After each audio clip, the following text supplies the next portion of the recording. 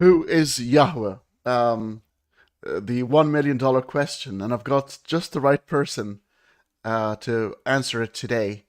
Welcome to Critical Faculty. I'm your host, Hani Salim. In a second, we'll be having a guest on a panel that I've admired from afar. I had one conversation with him before previously, but it's the expert in my eyes with everything to do with the ancient Israelite religion. Please join me in welcoming Dr. Kipp Davis. Hello, Dr. Oh, Davis. How are you? hi, honey. I'm doing well. I'm blushing. I'm I'm I'm blushing. No, I have to agree I truly with. meant it. Oh, well, I appreciate it. I have to agree with Pragmatic Crystal. That is a great intro. Wow. No, it's fabulous. It was So, improvised just now. It just came to my head. uh, But okay, cool. I truly I watch your stuff all the time, and the way you explain things and you portray the story, the inner storytelling, which will suit the Jewish narrative because everything's about a storytelling. Storytelling is very powerful. It really is, and I think that's one of the I don't know if it's one of the things that I see certainly within early Judaism that distinguishes it a little bit is the narration of their theology, right? This creation of these elaborate stories as a means to communicate history and ideas about who they were and where they came from. So yeah, it's fun. It's fun. So This is going to Yahweh. be. Yeah, well, it wasn't Yahweh. Well, Yahweh is a lot of people don't know that this is in a third person in Hebrew. So the Yeah. actual uttering on is it Mount Horeb, which is Mount Sinai of Al Mm-hmm. Shaddai, was known then to the Israelites. Then and Moses said to God, "Well, I need to go back to my people. Who should I set up spoken with?" Well, I'm really glad that you brought up Exodus 3 because that's an excellent starting point for this conversation because for most people, like this is the entry point into understanding who God is, who Yahweh is. This appearance of Yahweh to Moses in the burning bush on the top of Mount Horeb or Mount Sinai, depending on Hmm. which version you're reading, right?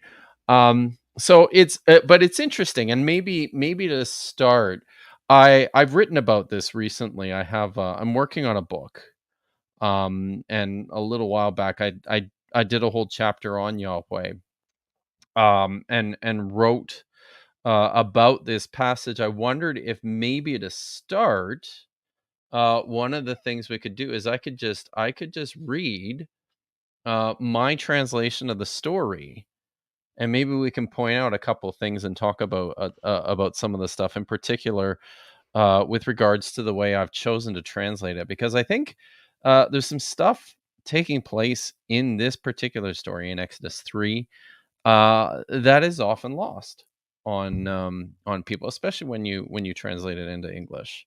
Hmm. So, what do you figure? We start Oh, there? that's brilliant. I mean, that's when I was doing the research myself. That Oh, sort of was my starting point. This is when God first revealed Himself, and He yeah. was asking a direct question: "What is your name?" And he's Yes. about to answer. Yeah, Yes. All perfect right. Well, starting I'll point. read my translation here, and we'll talk about a couple of things. So, this is Exodus 3 verses 1 to 15 here. Hmm. Now Moses was tending the flock of Jethro, his father-in-law, the priest of Midian. And that's significant. We're going to keep coming back to this, right?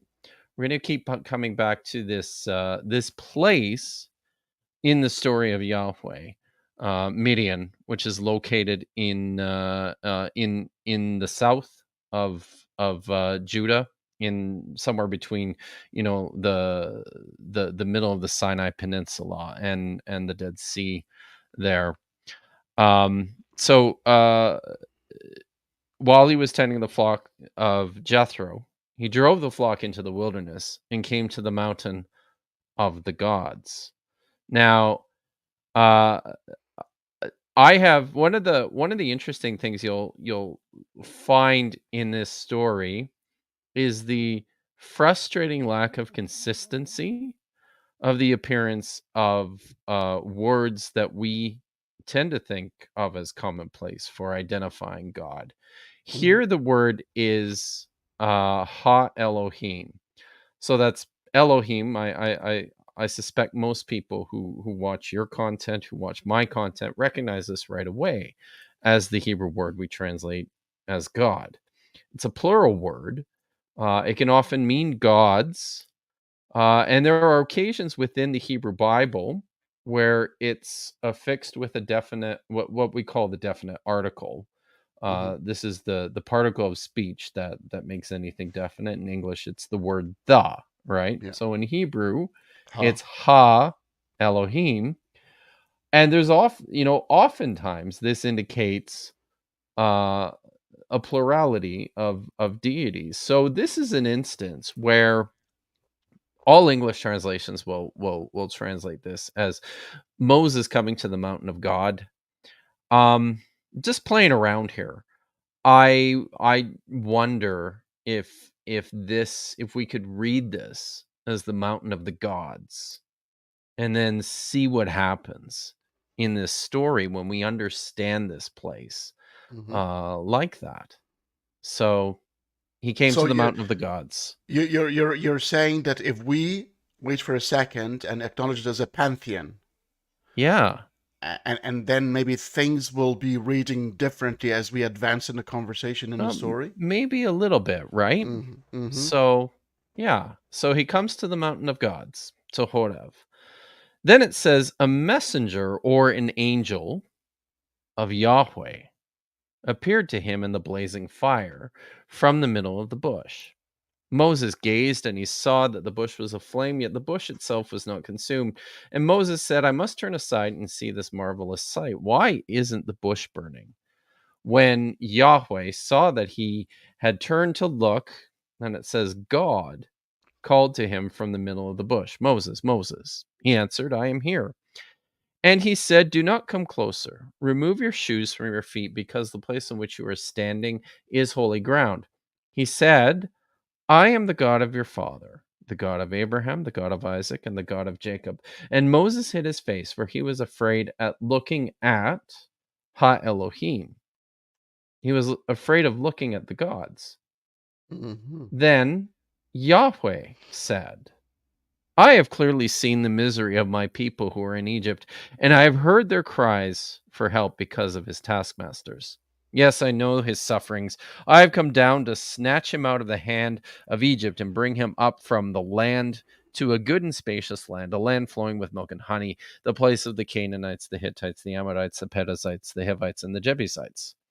Now look, the cry of the sons of Israel has reached me, and I have seen the oppression with which Egypt is tormenting them. So get going. I'm sending you, Moses, to Pharaoh. Bring my people, the sons of Israel, out of Egypt. So that was all Yahweh speaking. And then it says, but Moses said to the gods, who am I that I should go to Pharaoh, that I could bring the sons of Israel out of Egypt? And he said, hear now, I will be with you. That is the sign for you that it was I who sent you. And when you have successfully brought the people from Egypt, you together shall serve the gods on this mountain. So Moses said to the gods, say, I have come to the sons of Israel and say to them, God of your fathers has sent me to you. And they ask me, what is his name? What am I to say to them? And God said to Moses, Ehya Asher Ehya. The translation of that is usually I am who I Who I am, am. or I am being whom I will be. And he continued, you shall say to the sons of Israel, Ehya, or I am, sent me to you. And God said further to Moses, thus you shall speak to the sons of Israel, Yahweh Mm-hmm. is the God of your fathers, the God of Abraham, the God of Isaac, and the God of Jacob. He has sent me to you. This is my name for all time. This is my invocation from one generation to the next. So Yahweh So, is the third person. So of I am. So He is. yeah, I mean, it's Mm, kind of a mess, really. mm, In the whole story itself is kind of a mess, because I think there's some, and I wonder too if some of the ambiguity of who's there and who's speaking and who's identifying themselves is a little bit intentional. Part of the story of the Bible as we inherited it once, all these texts were put together. Part of the story of the Bible is the mysteriousness of, you know Yahweh, of who this God is. Um, and we'll get to that. But this story in Exodus chapter 3 is what scholars will tend to call an etymology. mm. This is an origin story, um, but it wasn't the earliest stories that were told about Yahweh. And in fact, the way this etymology works, it works through a play on words. We're told that the name Yahweh means I am. Um, and we're told that because of the close correlation between the sound of this name Yahweh or Yehovah or Yahweh or however it was said, and what God says, Ehya, Asher Ehya, right? So and this is fairly typical of Hebrew literature, at least, where they will tell stories, or they will develop stories and ideas on the basis of what they think these words mean. And I think maybe that a good place to start is to note something really important here, is that nobody knows what Yahweh means, let alone how to pronounce it. What we're fairly certain of, though, is that it's not originally a Hebrew word, or at least it's not the Hebrew word that means I am. Yeah. Uh, this is an idea that What developed, what and then about uh, what about the association? You see it quite a lot in a lot of Hebrew uh, New Age interpretation of the lungs of the universe, which is the oh, this word is or the sound of inhale and exhale. as a Yah, like weh. yeah, Yeah. yeah, Mm, just as like a breathing thing. mm. Yeah, I don't know.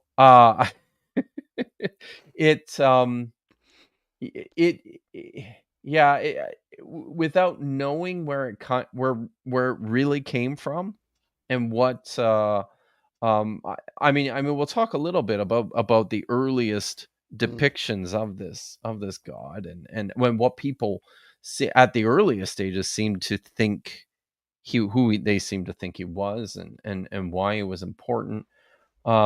And based on that, I don't know about the breathing thing as an explanation of the original name. I just have no It's idea. it's It's it's not clever like though. so maybe it's not a name. Maybe it's more like there is an essence to God, and that the naming thing, it's a human thing. If you are a Oh, God and that's your essence, and you're aware of that essence, you don't have a name for it, but now you want to communicate it to beings who use communication and names to understand things. So you're trying to approximate. It's almost like a physics teacher trying to explain the Big Bang, which is usually done in mathematics, but in language. And you end right. up sort of coming close to certain things, but it doesn't really mean that. So what it means here, maybe that's the essence of God, especially if you link it to the Ruach, which is the spirit The of God. Because every spirit, every yes, time God's need to create or creates, He breathed into things, and maybe that exhaling, inhaling the lungs of the universe. I'm thinking could be the reason why it was communicated that way. hmm, yeah. I mean, it could be. Uh, I don't have any way of No, for testing sure. that or Yeah. seeing that, right? But Mm. it's an interesting idea. So, but this is who Israelites came to understand Yahweh was. And I, growing up, when I was in the church, the way that we were always taught to understand the name of God, the name Yahweh, was in an ontological sense, right? Mm. Like it's like this personification of existence, or eternality, or this mysterious sense of being, right? Um, but even within the story of the Exodus, I don't think that's what's really being communicated Yeah. in the utterance of his name, or even in the connection of the name Yahweh to this idea of him being I am. Yeah. Uh Because Kip, I'm thinking about it here. I'm thinking about names. Names are given to us. Names are given to things. And if God Mhm. is truly eternal and is the first one, then there will be no one to name God or give God that name. It will be true portrayal of the essence of God. So uh, it's that's an interesting way of looking at it too, right? And this is certainly something we see within the ancient Near East. There's power associated with names, hmm, and the invocation of names, name giving, is an exercise of dominion and authority, right? And one of the things that we see is in particular, where the gods are concerned, invocation of the god's name is a way of harnessing the power of the god, hmm. or at least it's ritualized in the sense that it's something that's quite dangerous in many respects. If you know the name of the god, and you use the name of the god, you're in some way um bringing out the power of the We god see it too, to right? date. I mean, we see it up to today. In especially in horror movies, the power of Jesus Oh, yeah. compels you in Oh, yeah, exorcism. exactly. Right. Yeah. That's exactly right. It was, the name above all names, isn't it? Yeah, yeah. It's supposed to It's scare true. away the So demons. But now where we're in sort of this stage, but if we backtrack a little bit, because there are mhm. some stories that Yahweh, or I am who I am, previously was a local god and had a Yeah. bit of a family tree. Yes. So, like, the furthest back, we can go is, uh, it's really, I think, let me pull this up here. Let me get the right document. So, the,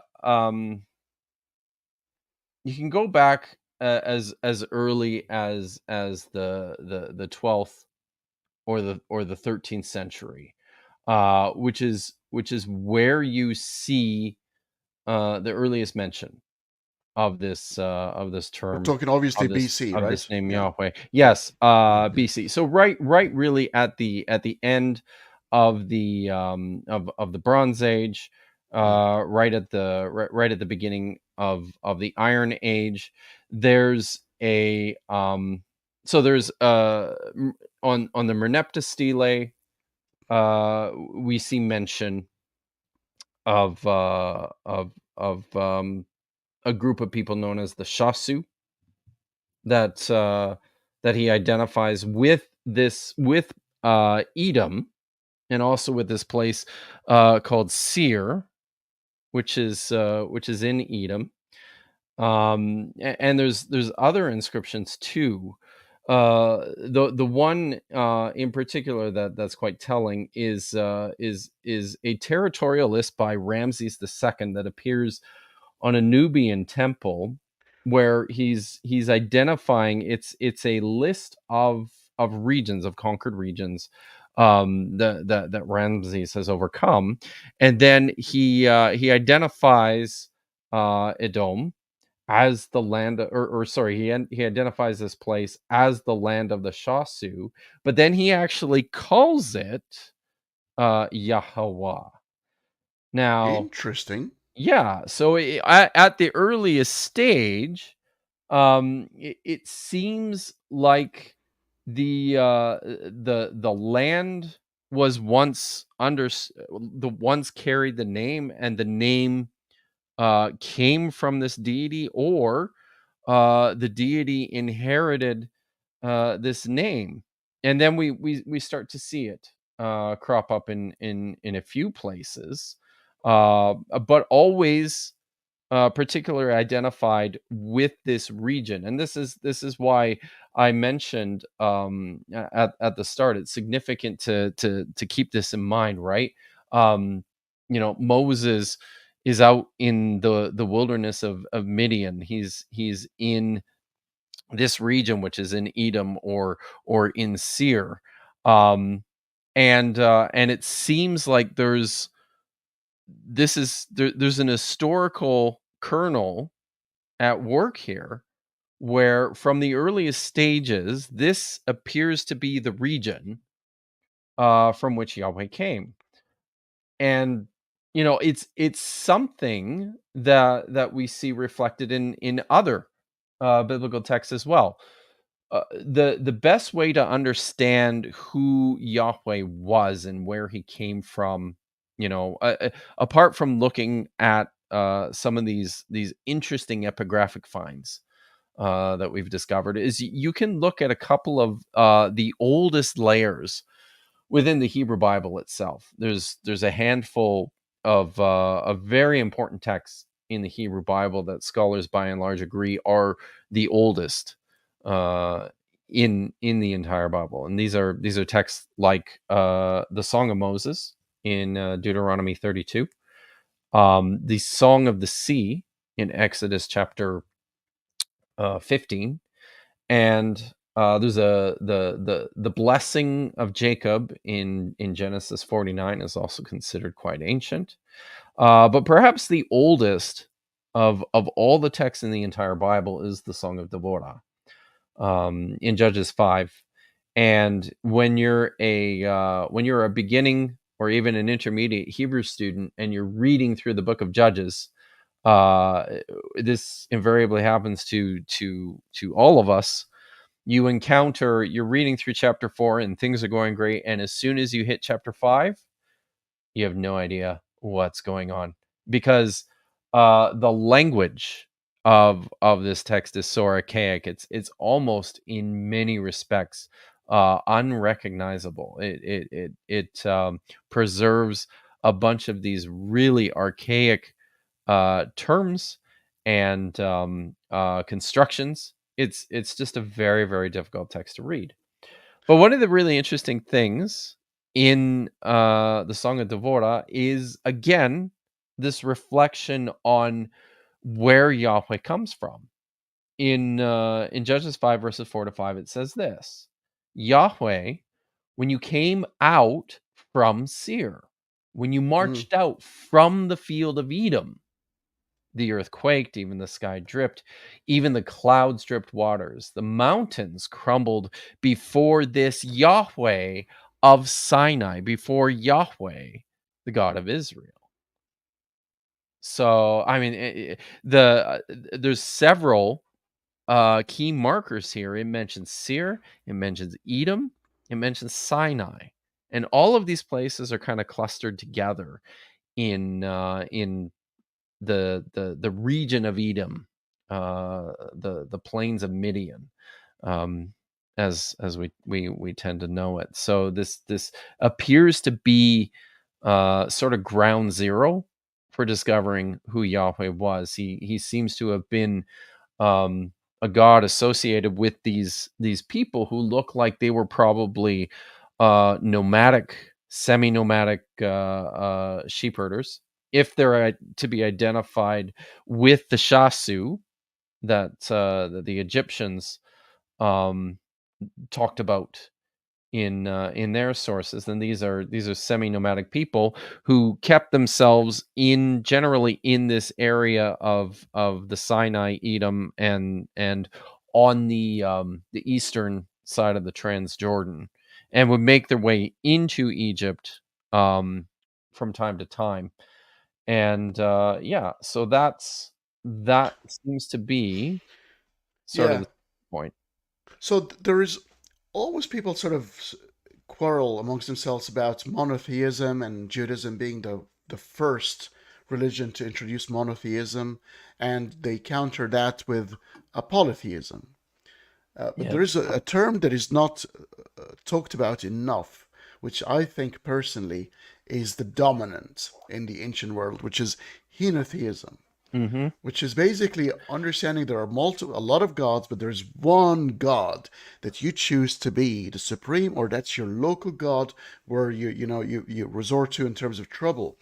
And what I wanted to understand here, Yahweh being a local god and having an association with El, Baal, and Asherah, the consort later on, yet to his people, he was the one true God because that is the protector of that particular, the adopted people of that particular Yahweh. Would that be the right context to think about that? I would say so. And the Henotheism is just a way of, I mean, I guess it's certainly, I still tend to prefer describing uh the situation as polytheistic, and I think Henotheism is a way of understanding the organization Mm, of how this works, right? And when you think about the ancient Near Eastern world and their conceptions of deity and the cosmos and the gods, these were reflections of human government, basically, right? Or rather, human government was a reflection of the divine. So the gods were all related, right? And the way to think about this is that, like within the Canaanite pantheon, let's start there. The chief god is El, and he has um, many children, all of whom have their own jurisdiction over various elements or regions in the area. And at the time of the writing of the texts that were discovered at the city of Ugarit, which date between the 18th to the 13th century BCE. Um, at this time, the god Baal was very, very popular among the mhm, people of Ugara, and was seen as starting to usurp and even ascend to the place of El and to replace El. And a number of scholars have speculated that this is just sort of a reflection of the evolution of ancient religion and how this worked, where, even at a far more distant time in the past, El was like the young usurping god who was overthrowing and taking the place of his father. So one of the things that some sociologists will say is that within this kind of conception, you're looking at a snapshot in history, and the way the ancient people understood this was that there were gods in the distant past even mm, that nobody remembers anymore because it was so long ago, and they were the great ancestors of the gods that we worship today. um but they're forgotten, they're long gone. And theoretically, there's a starting point to this, and people understood that in the very, very distant past, far beyond anyone's recollection, there was just one, um, from whom all the other gods came forth. And we have some reflections of this in, for example, in the great Babylonian creation story in the Enuma Elish. It begins with Tiamat and with Anu, and they basically give birth to the Hmm. entire pantheon, right? So yeah, that's there's it looks just like a normal human family tree, except the gods are all just bigger and stronger, Stronger, and yeah. and they live much longer, and everything is just on like this supreme scale. But yeah, Yahweh is part of this world. um I'll read, the other text that we need to discuss in this regard is this other very ancient poem that appears in Deuteronomy 32, right? Which tells us a little bit more about who Yahweh was, especially relative to the pantheon of deities. And there's Saul calls it Yahweh of the South, something, and then there's Yahweh of Teman inscription at Kuntillet. Yes, very good, Aramgard. The I was going to get to Kuntillet eventually, but there's a number of identifications uh for Yahweh, and they're all sort of clustered in this area. He's identified as from Paran, or from Sinai, or Seir, or Edom, or Teman, which also appears in the biblical text as well. So it Martin Yahweh. found the Martin has discovered the true vowels between the consonants, and Yeah. Wow. yeah, That's awesome. And maybe um it probably it probably made a sound. As I said, it could have been something like Yahweh, or Yehovah, or Yahweh. Um and in some of its earliest stages as well, we see it written as just Yahweh, hmm, which is how it survives. We have these are quite late. Some of the earliest Greek translations of the Hebrew Bible preserve the name this way, as Yahweh, right? So, and then in the Hebrew Bible too, in some of the more ancient texts, he's just identified as Yah. And this is very often the sort of the two common theophorics that you see in all the biblical names are either Yah or Yahweh. Um, so yeah, it's there is a lot, and I don't know this stuff nearly as well as many other scholars, but there's a lot of work, and a lot of discussion taking place with regards to you know what this name looked like yeah, in its earliest stages, how it was pronounced. Even in Kuntillet, you have both Yahweh, or Yahweh, and you have Yahweh, uh, on the same artifacts. So there's yeah. even variation within within the same time and place Do you know, Kip? on. I really think this was a mistake by humanity trying to figure out the name, because I don't think, well, in this context, the way I understood it, God wasn't revealing his name. He was just Mm, saying, "I am who I am. I've no names. This is my essence." And now we're now to find, oh, that's the name, and then we're trying to translate the name in different languages, but it's not. sure. Yeah. He's talking about his essence, that I am who I am. That's not a name. That's a Well, description of it of is, reality. yes. It's and in terms of who the gods are, the I often one of the things I say in the course that I teach on this, and this is something I write up in my book. I say the gods are what they do. Mm, And this is very often reflected in their names, right? The name El also meant originally strength or power, like El also meant Shaddai. Yeah, ram yeah, or bull, right? yeah.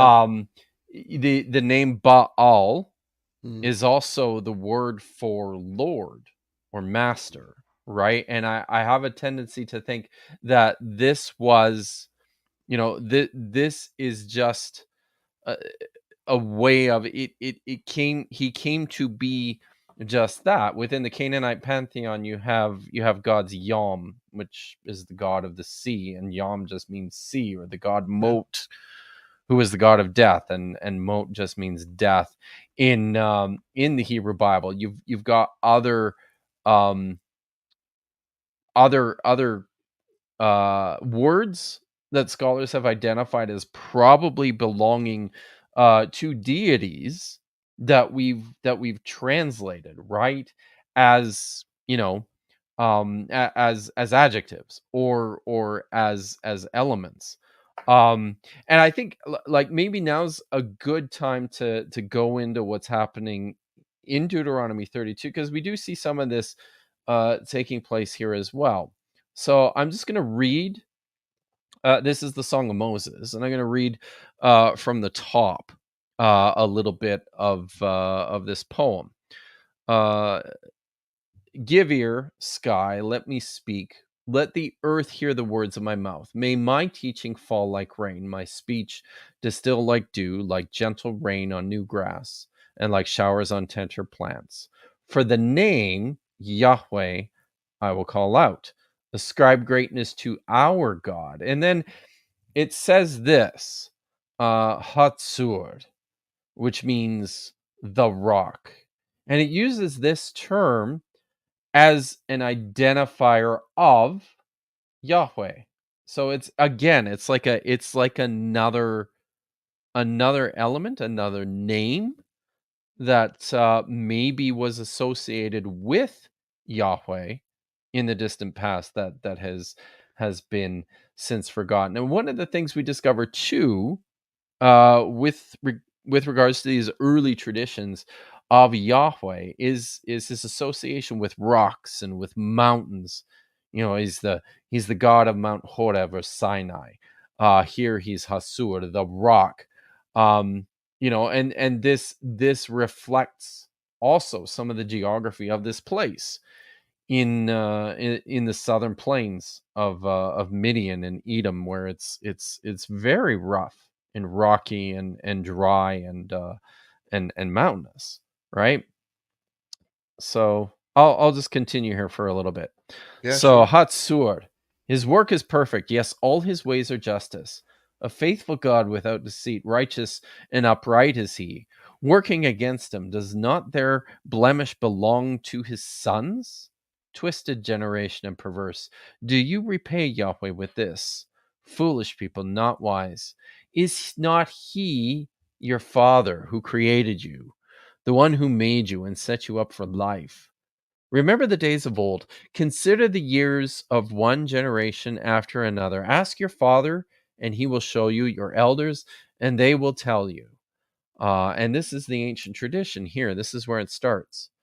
The poem says, when Elyon apportioned the nations an inheritance, when he divided the sons of Adam, he fixed the borders of the people according to the number of the sons of God. So Yahweh's portion is his people, Jacob, his allotted heritage. He found him in a desert land. In the howling chaos, the desert, he encircled him. He cared for him. He gazed upon him like a tiny man in his eye. So here again, we see, this these common associations of Yahweh with this region in Seir and Midian and Edom, with the desert, with the mountains, as the place where he came from. And I'm sure you and your audience caught uh, this key this key part of the passage here in verse 8 and 9.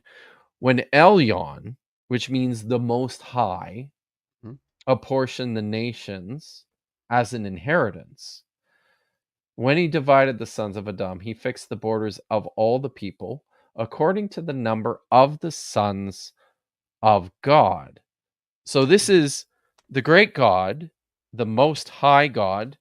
Within the Canaanite pantheon, that would be El, Mhm. and he's dividing up his territory among his children, among these younger gods, and then it tells us Yahweh's portion of this distribution is his people Jacob, his allotted heritage, right? So there was this recognition early on within Israel of this tribal god Yahweh, but also that the tribal god Yahweh had this larger family of gods, right? Mm-hmm. He was one of the sons of El. Um, and this is something that we see reflected in the text as you move forward chronologically. um is There seems to be a point in time in in the story of Israel when Yahweh um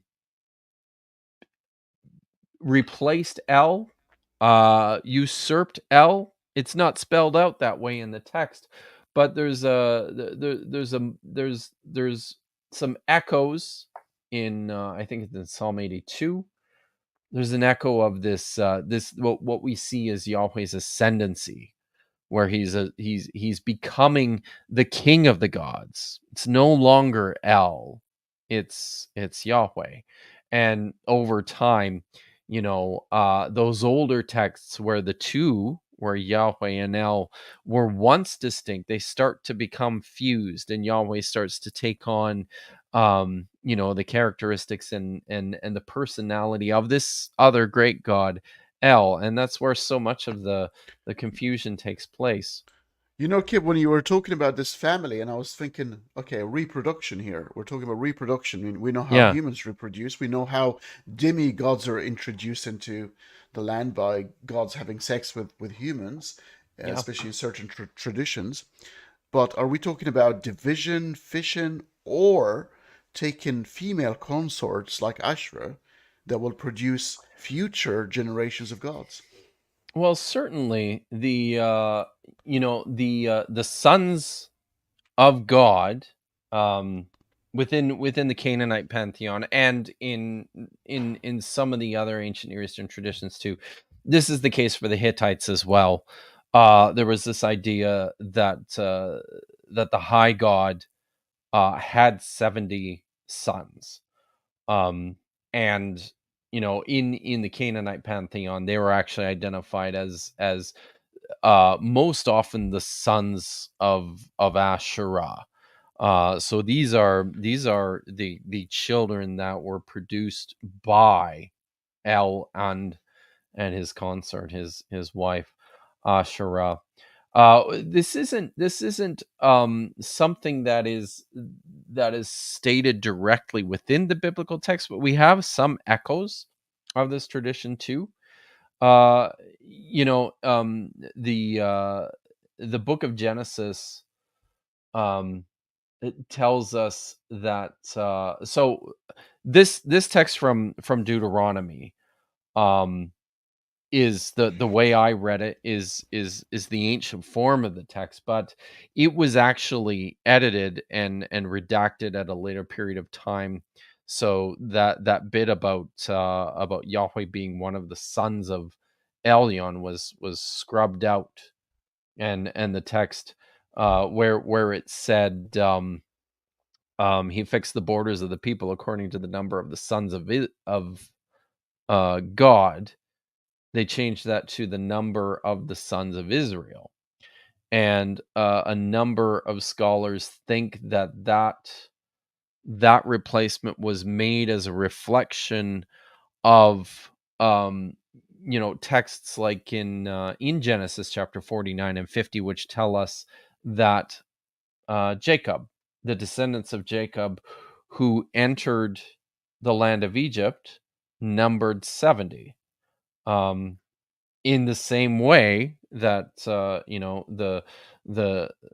the pantheons in Canaan and in Anatolia were populated by 70 deities. This number became significant, and in probably through its attachment to traditions like this about, Yahweh coming out of this out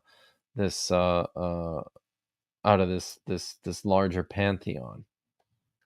I was just thinking when you were talking about the evolution of the gods, and I was thinking it is very akin to me to the even of the biological evolution, natural selection, as well as the evolution Mm. of language. Because, Yes. like if you trace the Arabic language, and it's one of the youngest of the Semitic languages, so I think you start with Akkadian, Assyrian, Aramaic. Arabic and then Hmm. Maltese.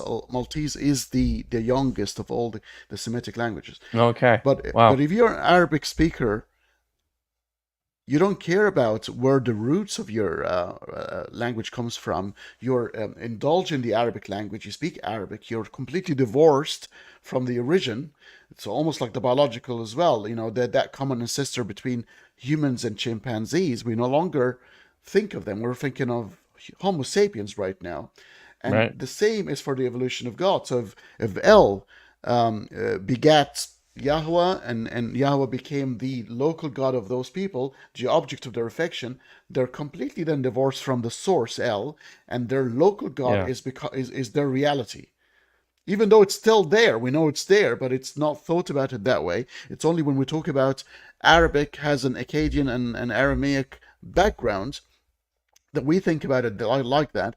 But in our day-to-day life, we speak Arabic. We're completely divorced from the common ancestor. Oh, And I think right. maybe this is what happens here. These are local people who, well, if they are in trouble, they're going to talk to their local god, who will be, as you said, this could be a hierarchy of administration. You go to the local authority to tell them about your grief and ask for help, and that is Yahweh for you, for those local Yeah. people.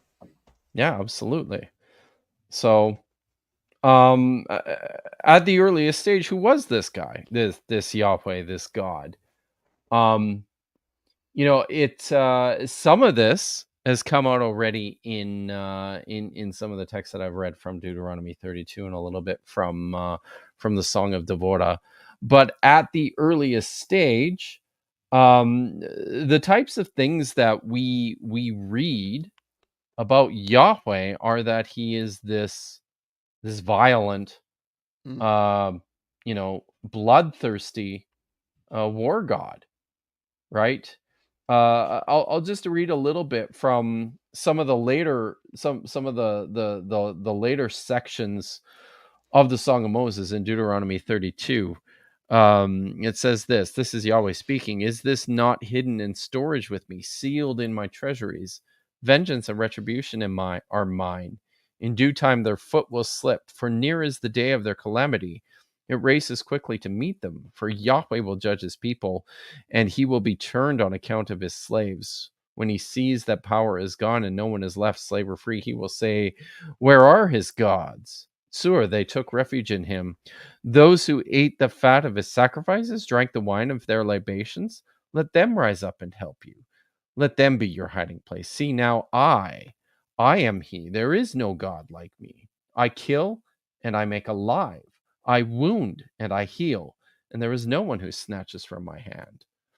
So I raise my hand skyward and I declare, as surely as I live forever, when I whet my flashing blade, and when my hand grips onto judgment, vengeance shall I wreak on my adversaries, and all those who hate me I shall retaliate.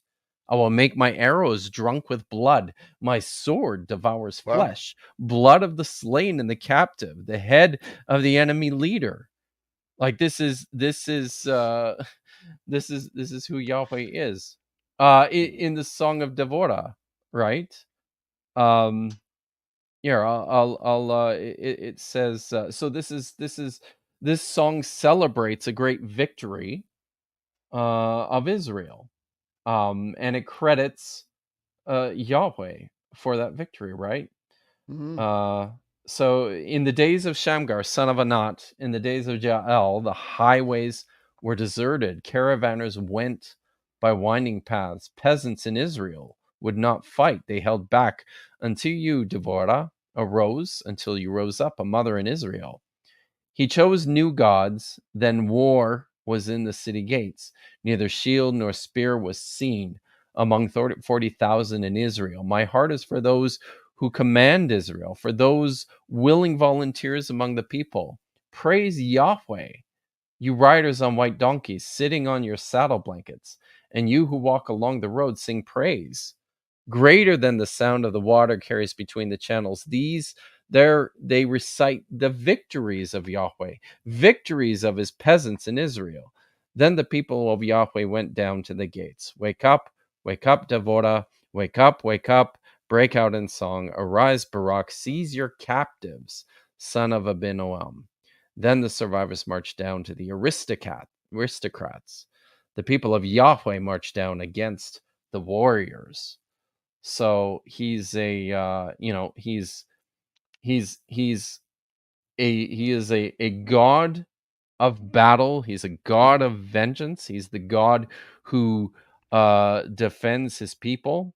I think maybe the strongest reflection of this is in the so-called Song of the Sea, which is in Exodus 14. I'm just going to pull this up here.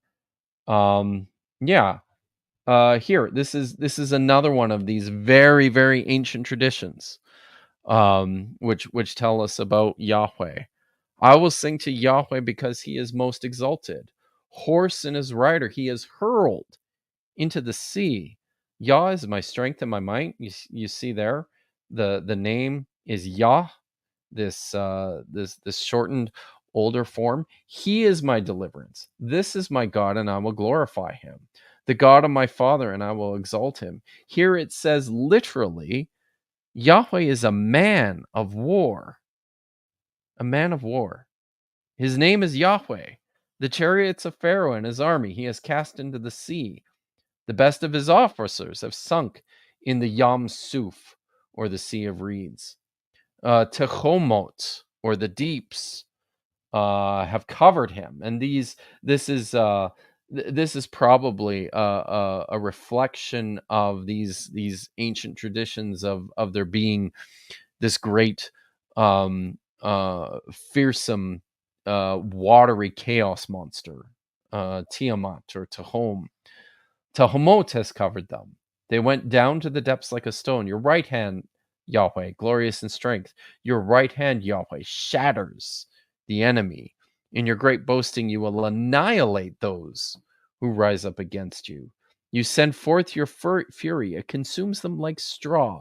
At the blast of your nose, the waters piled up. The flood stood like a wall. The Tehomot froze in the heart of the sea. The enemy said, I will pursue, I will overtake, I will divide spoil. My life shall have its fill of them. I will bear my sword. My hand shall drive them out. You blow your wind. The sea covers them. They sank like lead in the majestic waters. Who is like you among the gods, Yahweh? Who is like you, glorious in holiness, terrified by your achievements, working wonders? You put out your right hand, earth has swallowed him. You lead by your graciousness the people whom you have reclaimed. In your strength, you escort him to holy pastures. The people hear, they tremble. Agony grips the residents of Philistia. Now the chiefs of Edom are horrified. The rulers of Moab, trembling will seize them. All the dwellers in Canaan have melted. Terror and dread are falling upon them. Dread, by your strong arm, they are still as stone. Here it's just it's this movement, um this reflection on Yahweh's action, which is this violent um this violent defense of his people, and his intent on destroying all the nations around them. So at the heart of it, at the earliest stages, Yahweh is this tribe, So, this yeah, violent tribal war god, right? yeah. Um, who, yeah, it's And it makes you think, Kip. And I mean, the story always has a couple of narratives. So it depends on how you look at it. If you're a theist or if you're a believer, you think, okay, El, well, not El in all kind of context, but he had his territories, it was divided, and Yahweh adopted the Israelites. What if, which is what I think it is the other way around. Humans adopt gods that will suit their needs. So if you're scattered nomadic people with very little to have, surrounded by glorious nations with gods and books and heritage, and you're sort of Mm-hmm. somewhere in between, you'd want your god to be fantastic. You'd want your god to be Yes. a warrior, like to be very strong, to give you some status that you lack naturally. So what if the Israelites have Oh, that's adopted very good. Yahweh as a god? Yeah, sure. No, and I think that fits too with what scholars tend to think with concerning sort of the origins of this people, their emergence and their self-identification as the sons of Israel. One of the things that we see uh, from a demographic perspective is the emergence of this people Israel seems to coincide. It coincides with what scholars have called the Bronze Age collapse. And I won't get into great detail about that, but there was for about 300 or 400 years, from the mid to the late Bronze Age, it was like a golden age of commerce and trade, in which the great empires, that was the Hittites to the north, and Mitanni in the region of Cyprus and the Aegean, and then Egypt in the south, basically controlled this entire region around the Mediterranean. And it was a period that was characterized by an enormous amount of economic traffic and trade, and we have great records of the relationships that these people had with each other. But then in a period of about 60 or 70 years, starting in the 12th century BCE, we see a number of things just sort of, it's like a perfect storm of all these things kind of happening at once. There's great famine that overtakes the Hittites in the north, and the Mitanni in Cyprus suddenly has what looks like maybe an economic collapse. This affects Egypt as well, and these great empires are suddenly uh, on the defensive, and things are crumbling, and something else that happens is this great migration of people, uh, mostly from the north and into the region that we know as Palestine, and we see a number of the letters and the inscriptions of the pharaohs of the 12th century, speaking with great alarm about the sea people who are coming in and literally just razing and destroying cities, all through Palestine, through Canaan here. And these are mostly Egyptian strongholds, right? These are independent city states which have an allegiance to Egypt, and they're all just desperately crying out to the pharaohs for some aid against these invading hordes who are coming in. So this is happening too, and out of the ashes, Egypt is the Hittite Empire is gone, like it is just wiped out completely. Mitanni is also gone, wiped out completely. Egypt survives, but its influence has been pushed way back, farther south. And what we see happening within Canaan is really interesting, where there's these older established Canaanite city states. Many of them were just totally burned and destroyed.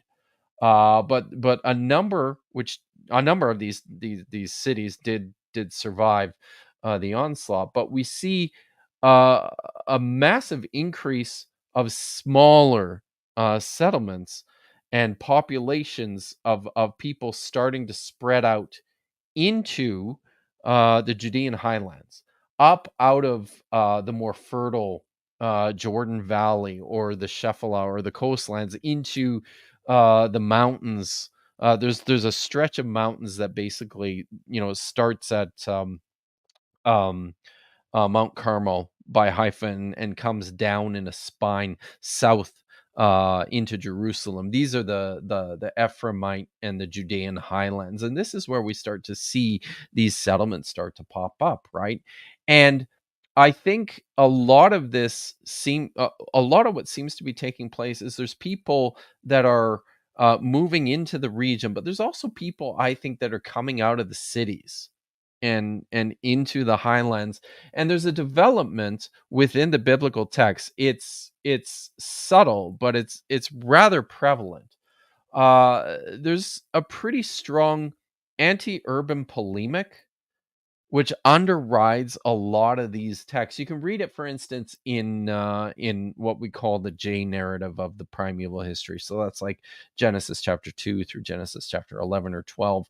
You see a number of things happening, right?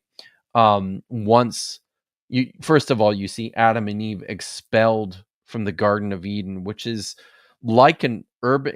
This is not like a paradisical wilderness. This is more of like an urban Mhm. masterpiece. This is like a temple garden or a city garden. Then you see Cain, who is the first murderer, goes on to build the first city. After the flood, again, something that you see happen is all all the people are distributed, and this very shadowy, nebulous and notorious figure, Nimrod, is credited in Genesis 10 with building the greatest cities of the ancient world. He builds it says he builds Babylon, he builds Uruk, and he builds Akkad. And then in Genesis chapter 11, you have this story of the Tower of Babel, which is a story all about people coming together Mm. in this metropolis to establish themselves and to make a name, a reputation for ourselves. And Yahweh comes down and says, we're putting an Can't end have to that. that, and he spreads them out, right? And then Yeah. immediately following that, you have the genealogy of Abraham, and the very first thing that Abraham does is he leaves the city of Ur or Uruk, and then he spends the rest of his life wandering throughout the Wilderness. highlands, Yeah. right? The wilderness and the highlands of Judea. And in fact, there's another story embedded within this Abraham story of his nephew Lot, who decides to go and settle in the cities of the plains in the south, and as a result, they end up getting destroyed. So like there's this constant movement Yeah. throughout a lot of these texts, which is very much like cities bad, you know, pastoral life, nomadic life good. And I think this feeds into exactly what you're talking about. These are nomadic, semi-nomadic people. They seem to have started to establish an identity for themselves as these highland pastoralists, and they're distinguishing themselves from the cities, from the Canaanite city states, from the cities in the fertile plains, from the cities in the Shephelah, right? And And these it all probably, start to become the bad guys. I think it also betrays a bit of a psychological complex. Like, so if you come from this sort Yes. of areas and you're going, I don't like these cities. Look at these city dwellers. They're like, stuck up and we love our life. Very We're much so. simple. So I think it's sort of projecting and saying, oh, we don't want what we're really truly missing. But maybe deep down, That's not what's really Oh, truly happening. Deep down, they want big cities in their name, and they want to be established as the next kingdom. it's subversive, right? Yeah. Yeah. Yeah, Eh, there's a subversive element there. that's Sorry, why that I that mean, kind of took us afield here, but oh, that's it's some brilliant of the stuff because is I really mean, interesting.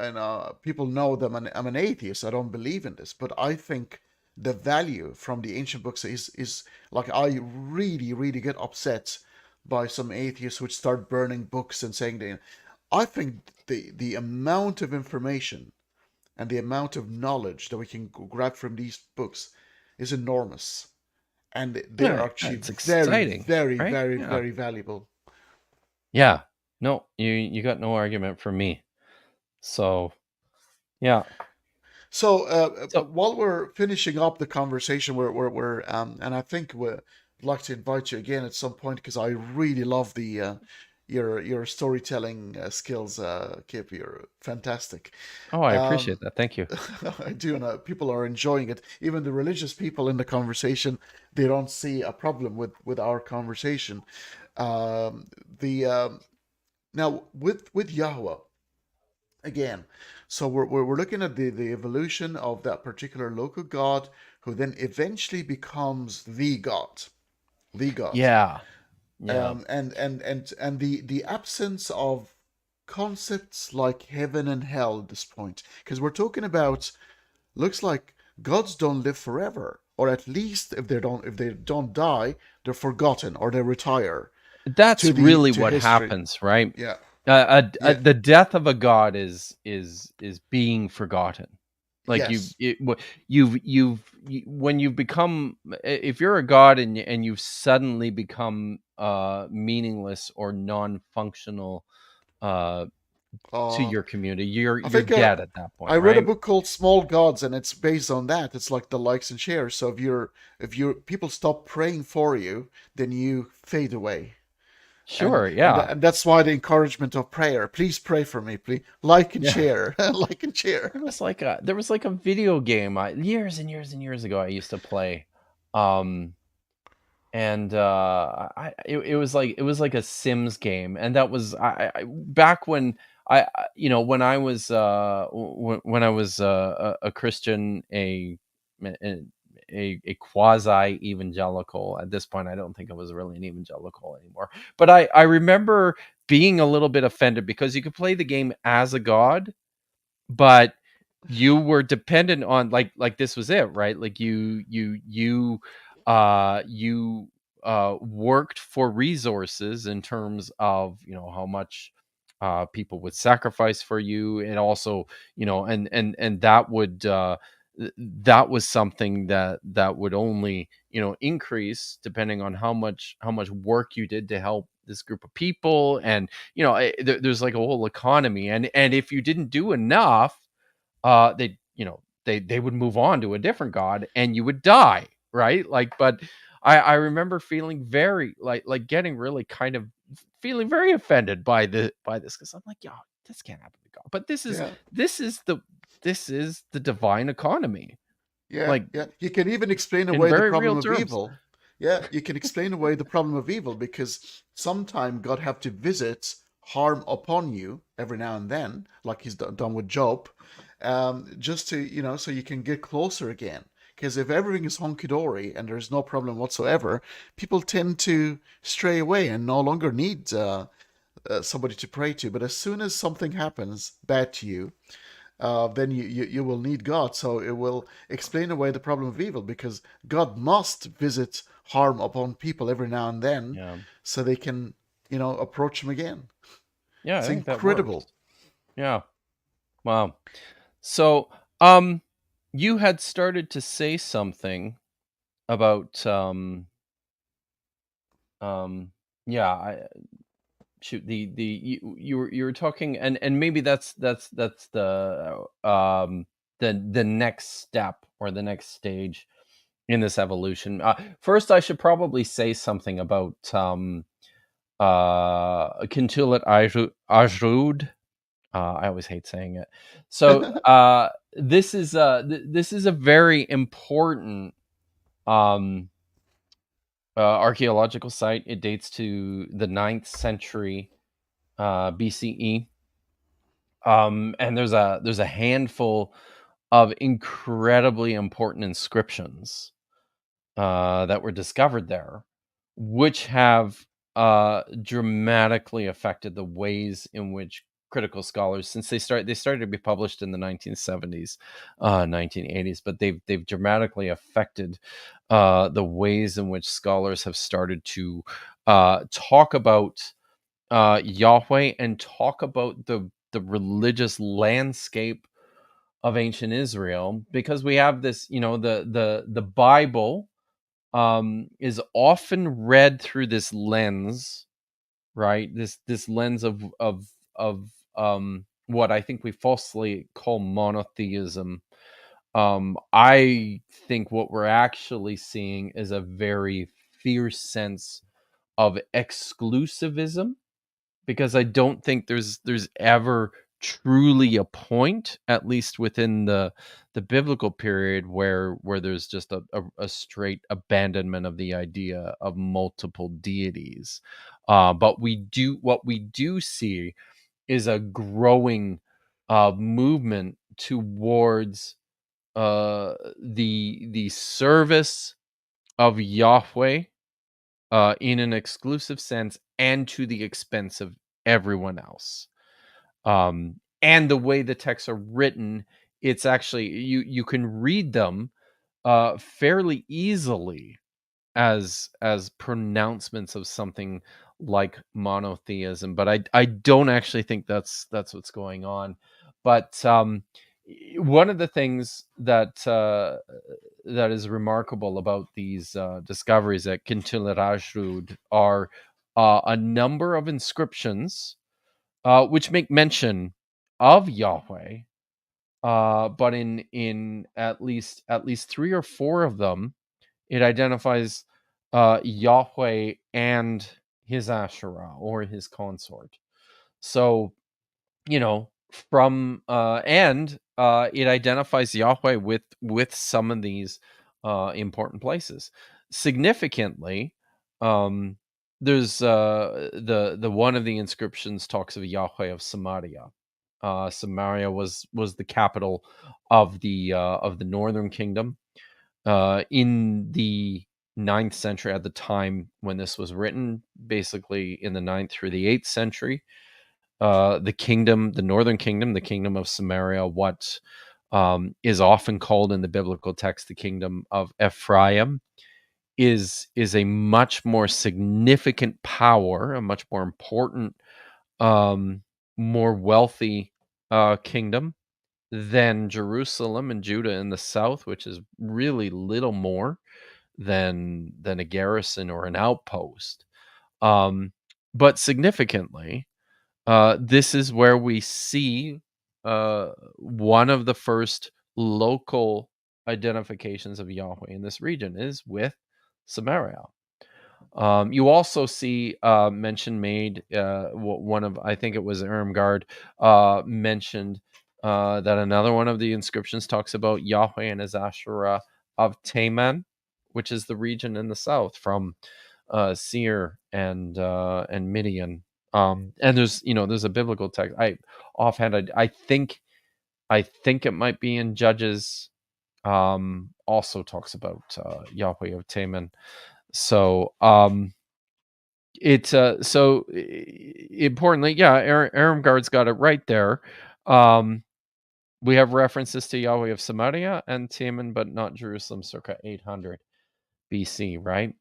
And this is the sort of simplistic Israelite religion for dummies perspective of the way we see this work, is that this deity Yahweh this tribal war god Yahweh came out of the south, from Midian, Edom, Seir, became popular in this northern city of Samaria, where he began to take on these attributes of the temple deity, the deity of the sanctuary, and then in 722,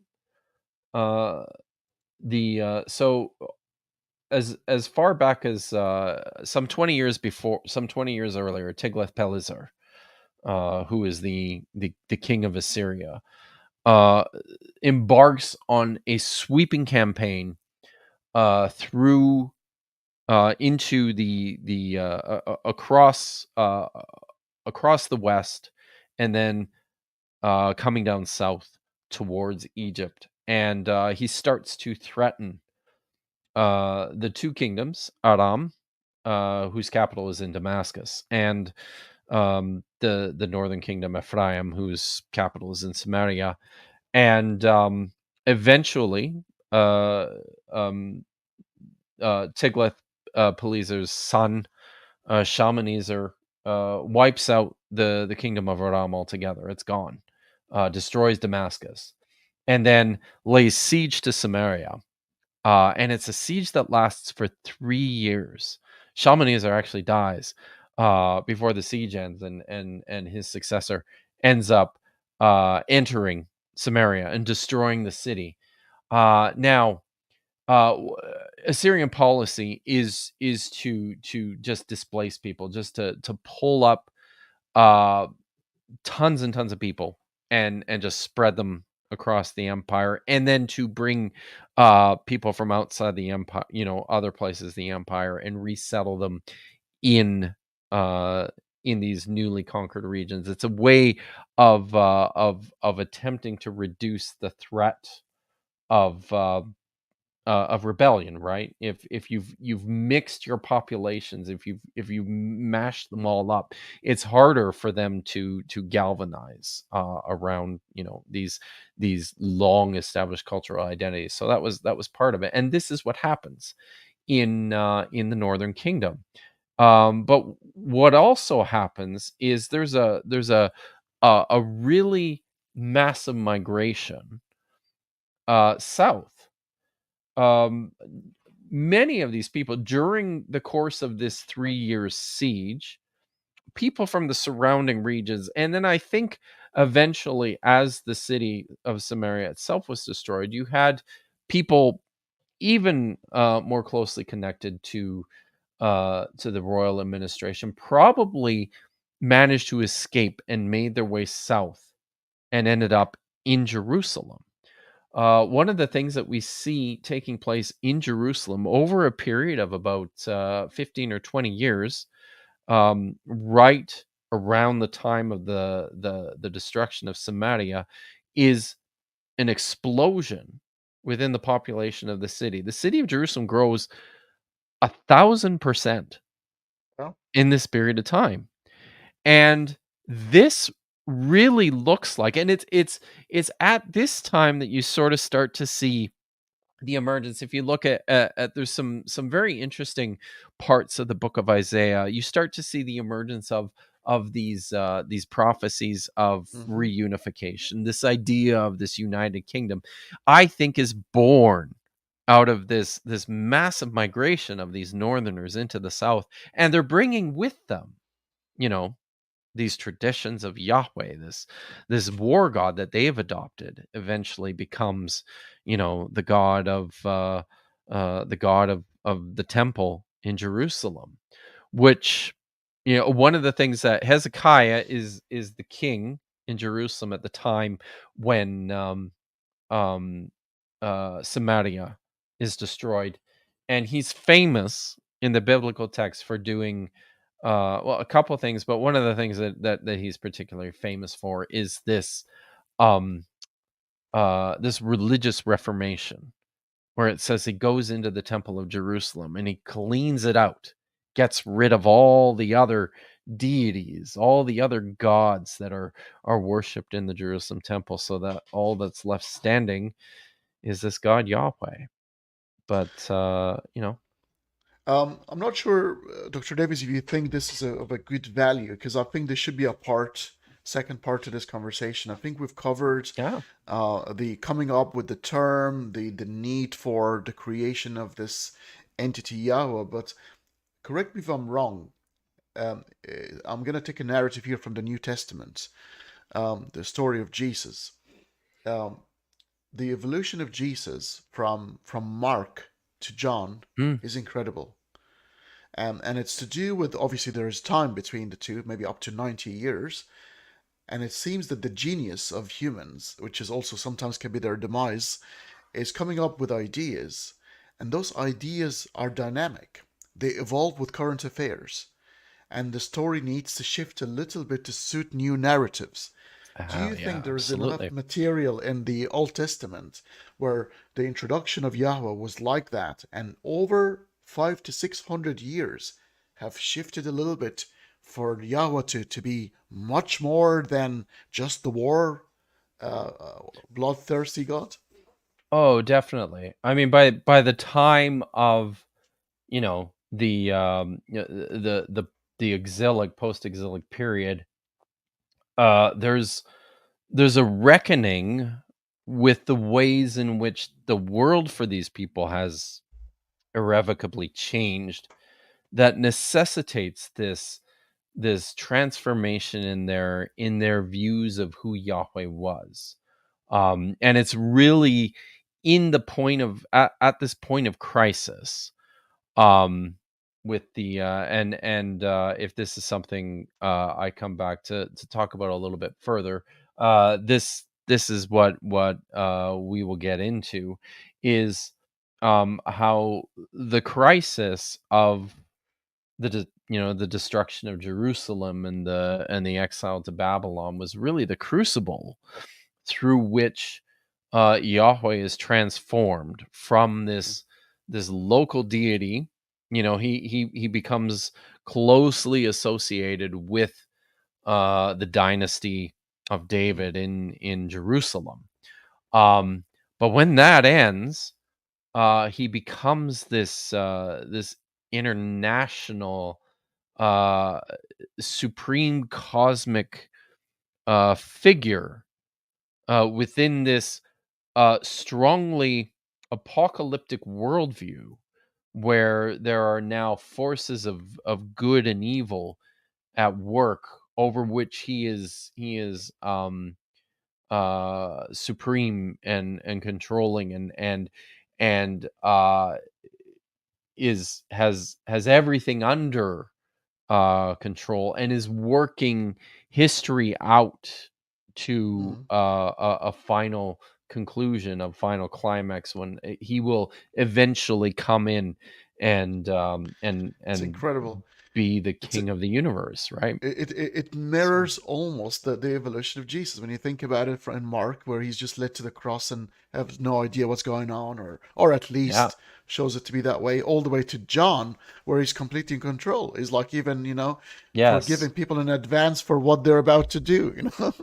Yeah, you've got, and yeah, it's very similar. You've got pockets of the tribal, the limited tribal god Yahweh in stories, in particular in the Deuteronomistic history of his inability to overcome iron chariots, or in one of my favorites is in 2 Kings chapter 3, where Yahweh is actually defeated by the Moabite god Chemosh, right? Like, these are there's this clear recognition in of an earlier layer in which in which Yahweh was just one god among many gods. But yeah, there's another story to tell here. I Yeah. wanted to, if you could pull up one of the comments that Aramgard made, um not the last one, but the one before. Yeah, that's the one. Do you think Jerusalem, Judah didn't have Yahweh as a state deity pre 722? I wouldn't go that far. But what I would say is that they within, I mean, we honestly just don't know, but I think within the Jerusalem uh temple establishment, the temple cult, at least in the which is very closely associated with the dynasty, the ruling house, right? Um, I think there was probably a a this is very much a Canaanite um uh pantheonistic situation with where they worshipped a number of gods. But what really happened with the movement of people from the much wealthier, more sophisticated north into the south was, I think, maybe the great emphases on Yahweh over and above. There was an elevation, maybe of his importance, or even the understanding of his greatness. And what I think you see reflected both in the reforms of Hezekiah and then later in the reforms of Josiah is this is sort of a reactionary thing, right? Like the status quo in the religious landscape of quote unquote Israel and Judah during this time is Canaanite religion. And you've got this first attempt by Hezekiah to make this this movement towards a strong Yahweh exclusivism that doesn't work, and then you have this repeated again by Josiah some 150 years later, and it again doesn't work. But this is the way this gets written up then in the later histories and the later stories is quite different, and has a more subversive flavor to it. But it's a complicated, fascinating situation about which Absolutely. we don't know enough, right? Yeah, yeah. So Oh, I wish I was a fly sometimes. And if the time machine existed, I would have loved to be a fly on a wall somewhere, looking yes, things. just And even then, just probably you'll still observing be though. confused.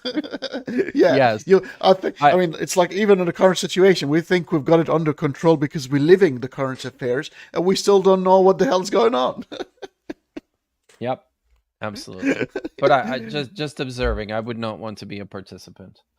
Oh, for sure, for sure. It was Folks, rough. description of the video. This is Dr. Davis' YouTube My channel. It's a channel. fantastic Yeah. channel. Please have a look, subscribe. It's got very, very important information on. Maybe do you want to tell people very quickly about what is exactly the area of expertise? What areas do you focus on? So my area of expertise is actually the Dead Sea Scrolls and early Judaism and like Jewish scribalism, but along with that comes a very strong interest in the development and the transmission of the biblical texts. I do spend a lot of time talking about Israelite religion as well. And much of that comes out of I used to teach a course in university a number of years ago on Israelite religions. I've developed that course as an online course with MVP courses. I'm turning it into a book right now as we speak. So that tends to be where most of my work is. I also have I haven't updated in a long time, but I also have a long form series that I'm in the middle of on my channel, all about the Dead Sea Scrolls. And I expect to continue that at some point once the book is finished. But yeah, that's kind of what I do. You're brilliant, Dr. Davis. Hopefully, you'll take me on that sort of offer in a few weeks' time Oh, to do a part two of the yeah, let's later do it. evolution of Yahweh after his humble introduction, and that feisty character of blood, war, and vengeance. Is it going to evolve into somebody who's a little, maybe a more sophisticated type of god? He just gets better. He just gets better and more efficient at his killing, right? Yeah, The for sure. industrialization of Yahweh. Yeah. Uh, and yeah, So this is for sure. Well, thank you so much for such a wonderful. yeah, I've absolutely. learned a lot myself today. And folks, again, in the description of the video, there is a full. I believe there's a website. How you get in touch with Dr. Davies? How do you follow him? He appears on multiple channels with friends like Myth Vision and other channels. So please follow him. He's going to teach you a lot about how the Israelite religion evolve over time. So till then, thank you very much. Any last comments or words, Dr. Davies? No. I just hope everyone has a great weekend. Thanks very much. All right, folks, you have yourself a great weekend as well. Awesome. Later.